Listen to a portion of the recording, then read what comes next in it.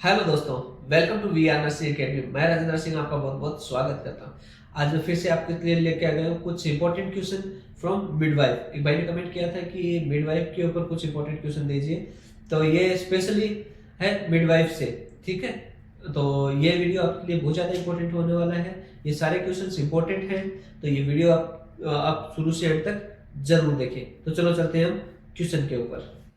तो अपना first question है, pregnant mother check the baby's movements every day for an hour. She always feels among these hours baby movement 10 time और मोर। इनकी एक pregnant mother है जो अपने बच्चे के मूवमेंट को एवरीडे चेक करती है हर घंटे, और वो दिन के अंदर 10 बार से ज़्यादा उसको फील करती है उसके मूवमेंट को। Once time, while she was checking movement, she was not feel any movement of the baby for an hour. What should the nurse do? यानी कि एक बार ऐसा होता है कि वो बेबी का मूवमेंट चेक करते हैं, लेकिन लास्ट 1 घंटे से उसको कोई मूवमेंट फील नहीं होता है। तो ऐसे में नर्स क्या करेगी? तो इसमें ऑप्शन देखें। A, instruct her to measure again the kick movement in another hour. Option B, ask her to come in clinic quickly to do a non-stress test. Option C, measure again movement on the next day. Option D, none of these. तो इसमें nurse क्या बोलेगी? Instruct her to measure again the kick moment in another hour. यानी कि 1 घंटे तक feel नहीं हुआ तो 1 घंटे और वेट करेगा कि वो उसका मोमेंट 1 घंटे बाद चेक करने को बोलेगी। ठीक है, next question 2 number. Pregnant women come to emergency room with rupture of membrane, why should the nurse limit vaginal examination for her. एक प्रेग्नेंट वुमेन है जो इमरजेंसी रूम में आई है जिसकी मेम्ब्रेन रप्चर हो चुकी है, तो एक नर्स है उसके वेजाइनल एग्जामिनेशन लिमिट ही करेगी, क्यों? तो इसमें ऑप्शन देखें। A, prevent further loss of membrane fluid. B, prevent risk of infection. C, prevent fetal hypoxia. D, avoid bleeding. तो वो वेजाइनल एग्जामिनेशन लिमिटेड करेगी, क्यों? क्योंकि उसमें वो रिस्क ऑफ इन्फेक्शन के चांसेस होते हैं, तो प्रिवेंट रिस्क ऑफ इन्फेक्शन के लिए वो लिमिटेड ही करेगी vaginal examination. Okay, next question 3 number. Couple ask the nurse which of the first investigation they should do for infertility, which of the following should be the proper a nurse answer. एक couple है जो nurse से पूछ रहा है कि infertility के लिए फर्स्ट इन्वेस्टिगेशन क्या होगा, तो उसके लिए नर्स क्या अप्रोप्रिएट आंसर देगी उसको। तो इसमें ऑप्शन देखें। A, hysterosalpingogram. B, serum progesterone. C, endometrial biopsy. D, semen analysis. तो क्या अप्रोप्रिएट आंसर देगी? Do serum analysis, option D. ठीक है, next question 4 number. The nurse is performing a prenatal examination on a client in the third trimester. The nurse begins an abdominal examination that include Leopold maneuvers. What information should the nurse be able to determine after performing the assessment first maneuver? इनकी एक nurse है, एक third trimester patient है, उसको prenatal examination कर रही है। तो नर्स एब्डोमिनल एग्जामिनेशन शुरू करती है जिसमें कि लियोपोल्ड मैन्यूअर्स शामिल है। ठीक है, तो असेसमेंट की फर्स्ट परफॉर्मिंग के बाद नर्स को कौन सी इंफॉर्मेशन डिटरमाइन करने में एबल होनी चाहिए? तो इसमें ऑप्शन देखें। A, strength of uterine contractions. B fetal lie and presentation, C placenta previa, D fetal distance। तो इसमें ऑप्शन सही ऑप्शन क्या होगा? Option B fetal lie and presentation। ठीक है। Next question 5 number, which of the following of maternal age and other factors that affect negatively on labor and cause severe complications। इनमें से कौन सा मैटरनल एज और other factor है जो कि नेगेटिव इफेक्ट करता है लेबर पर और सीवियर कॉम्प्लिकेशन का कारण बनता है? तो इसमें ऑप्शन देखिए, A female 50 and above, B female 16 और less, option C hypertension, D anaemia. तो कौन सी मैटरनल एज बनती है? फीमेल 50 एंड अबव, 50 ईयर से अबव है तो ये प्रॉब्लम उसमें हो सकती है। ठीक है, negatively. Next question 6 number, which of the following mother is high risk for laceration during labour. इनमें से लेबर के दौरान चोट लगने की हाई रिस्क कौन सी मदर में होती है? तो इसमें ऑप्शन देखें, A 1 para mother for 12 hour delivery, option B 3 para mother for 9 hours delivery, C 2 para mother for 9 hours delivery, D 2 para mother for 6 hour delivery. तो इसमें ऑप्शन सही होगा option B 3 para mother for 9 hours delivery. ठीक है। Next question 7 number, the pregnant women is asking the nurse about the function of placenta. The nurse explain to her that placenta provide your baby with food and oxygen, which another additional function for placenta। एक pregnant women है जो nurse से बोल रही है कि जो placenta है उसका काम क्या है, क्या फंक्शन है। तो नर्स ने एक्सप्लेन किया है कि प्लेसेंटा है वो बेबी को फूड प्रोवाइड कराता है, ऑक्सीजन प्रोवाइड कराता है। तो इसके अलावा प्लेसेंटा का और क्या फंक्शन है? तो इसमें ऑप्शन देखें, A cushion and protect baby, B produce contraction, option C produce HCG, option D none of these. तो इसके अलावा क्या काम होगा उसका? Option C produce HCG। ठीक है। Next question 8 number, how to prevent heat loss via evaporation for neonate after delivery. Delivery के बाद नियोनेट के इवापोरेशन के माध्यम से हीट लॉस को कैसे रोक सकते हैं? तो इसमें ऑप्शन देखें, A dry neonate and cover him, avoid any cold objects, option B warm any equipments before touching neonate, option C avoid exposure to air draft, option D avoid contact to wall. तो इसमें सही answer क्या होगा?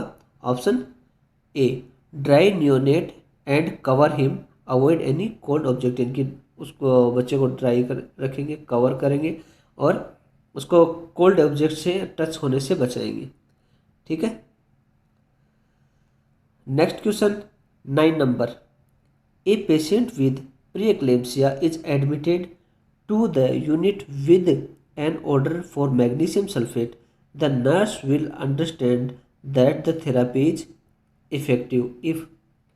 अब एक pre-eclampsia patient है जिसको magnesium sulphate के ऑर्डर के साथ यूनिट में एडमिट किया गया है, तो नर्स किससे समझ जाएगी कि थेरापी इफेक्टिव है? तो इसमें ऑप्शन देखें, A ankle clonus is increased, option B scotomas are present, option C blood pressure drops, option D no seizure occur. तो इसमें ऑप्शन सही होगा option D no seizures occur. ठीक है।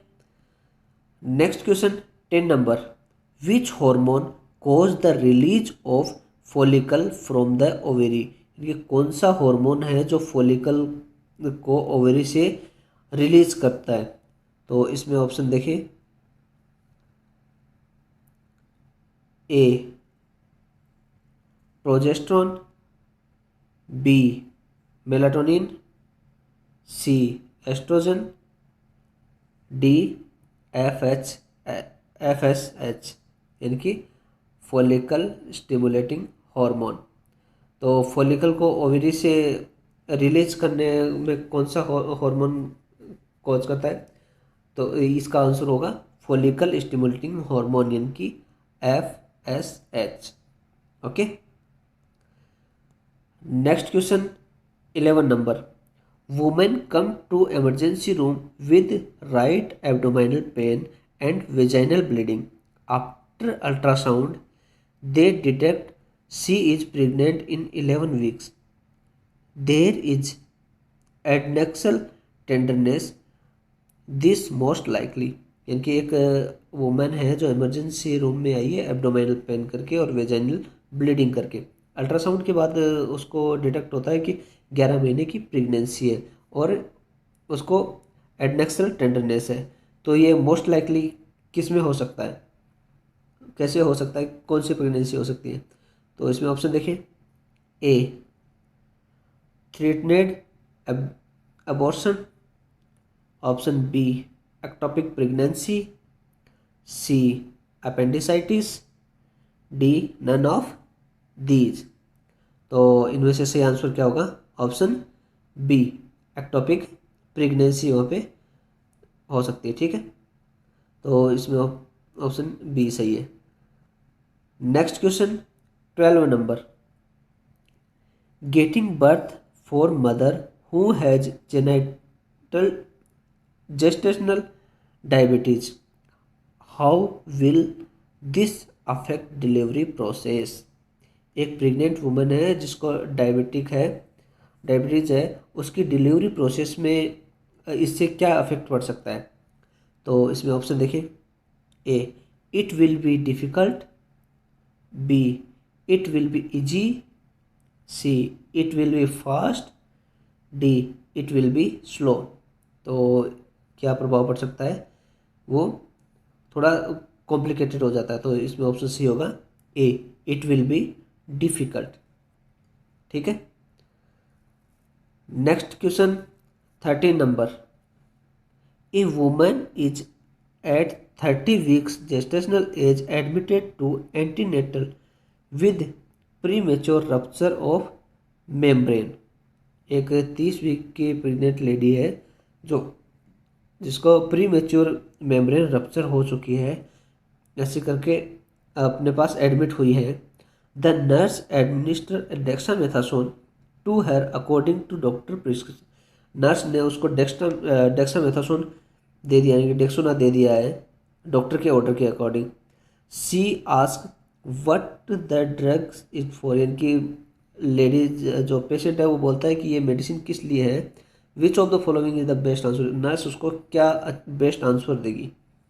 तो इसमें ऑप्शन देखिए, A treatment for fetal respiratory distress, option B to increase uteroplacenta exchange, option C to promote fetal lung maturation, option D prevention of chorioamnionitis। तो इसमें option सही होगा option C to promote fetal lung maturation. ठीक है। Next question 14 number, a nurse is assessing the uterus of a G5P4 patient immediately after delivery. The nurse notes the fundus is not contracted, which of the following is the most appropriate immediate action should be taken. एक nurse है delivery के तुरंत बाद एक G5P4 patient के uterus को assess करती है नर्स वहाँ पे नोटिस करती है कि उसका फंडस कॉन्ट्रैक्शन नहीं है, तो इसमें मोस्ट अप्रोप्रिएट इमीडिएट एक्शन क्या होगी? तो इसमें ऑप्शन देखिए, A encourage the mother to void, B elevated the mother's legs, C massage the fundus, C assess the bladder. तो इसमें सही आंसर क्या होगा? Option C massage the fundus. Fundus को मसाज करने पे प्लेसेंटा है वो वहाँ से अपना जो अटैचमेंट है उसको छोड़ देता है, तो इजीली वो रिमूव हो जाता है प्लेसेंटा पूरी तरह। ठीक है, उसके लिए हम फंडस का मसाज करें। ठीक है, next question 15 number. A 13 weeks pregnant multigravida woman is anxious and apprehensive. She has 5 children and is not willing to continue with this pregnancy. She is requesting the midwife to about the fetus. She is underweight, malnutrition and is overworked. BMI is 17 kg per meter square. What intervention is desired immediately? यहाँ पे है एक 13 week की pregnant women है जो multi gravida है और वो एनजीएस है। तो और वो आशंकित है और वो आशंकित उसके 5 बच्चे हैं और वो ये डिलीवरी कराने के लिए विलिंग भी नहीं है। तो इस प्रेगनेंसी को कंटिन्यू करने में वो विलिंग नहीं है, वो सहमत नहीं है। वह इसके लिए मिडवाइफ से रिक्वेस्ट करती है और वह अंडरवेट भी है। उसका BMI 17 पर मीटर स्क्वायर है और वो हार्ड वर्क करती है। ठीक है, तो इसके लिए क्या तुरंत इमीडिएट इंटरवेंशन हो सकता है इनमें से? तो इसमें ऑप्शन देखिए, A admission and intravenous line management for induction, option B family planning and birth control measures, option C dietary management and supplements, option D support research and counselling. तो इसमें ऑप्शन सही क्या होगा? Option D support research and counselling करेंगे उसका। ठीक है, next question 16। A midwife is conducting a health education session to the prime gravid mothers. The session is about antepartum care to ensure the health of the mother, their babies.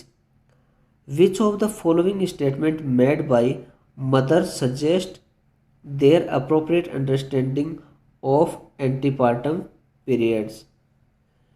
इनकी एक